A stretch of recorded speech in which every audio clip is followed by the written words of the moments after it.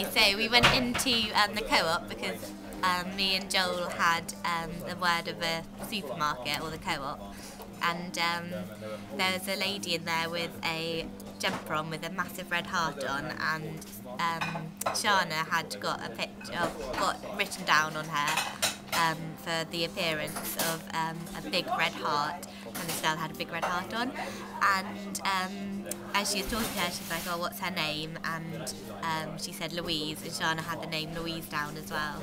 And Shana was just like, oh, can we pray for you about anything? And she said, oh, there's a lot of things, but yeah, that would be really nice. And so we prayed for her, and yeah. Brilliant, fantastic, thank you very much. Dan.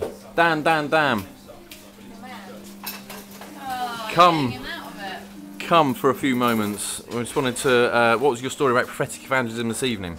The story about prophetic evangelism is that beforehand we were praying for things to write down, and we wrote stuff down on the sheet. Then we went out and we felt to go to the park with the swings. So we went to the park with the swings, and along came this guy in a black shirt, and I turned around to Sam and our team, and because I kind of felt like, this guy kind of stood out to me, and I said, have we got a guy with a black shirt down on our paper? He said, no. And I was like, okay. We kept on like kind of looking at him, and he went in this house, and he went to a red post box, and I had red post box written down, and so Anna went, red post box, and I went, okay, okay, I better go. So then we went up to speak to him. I explained what we were doing, and I asked him what his name was. He said David, and we had David down, so I showed him that his name was down and the red post box, and then I realised that his house was at the end of a dead-end street, and I had dead-end street written down as well. So he was like, how do you know all this? And I was just like, well, we prayed and we asked God, and we believed that God told us, and we wrote it down. So I told him that God loved him and that Jesus thought he was great, and he was like, I think he seemed quite taken aback a little bit, but not in a weird way. I think he just felt quite, I'd say, blessed and stuff. So it was cool. Brilliant. So, yeah. Laura. Yes. Come hither.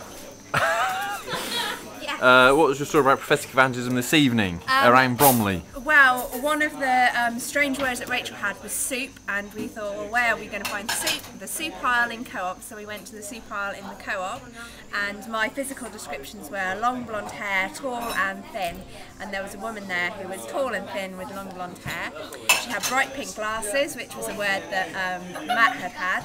So we went up and spoke to her, and she was really open, and we asked whether she wanted a blessing or whether she wanted any prayer for healing, and she said, oh well, actually I've got a painful foot, an aching foot, and that was a word that Kat had as well. So all of us had separate words for this one lady in Co-op, so we just prayed a blessing and we prayed for healing for her, and then left her to get on with her work. Brilliant, thank you very much indeed.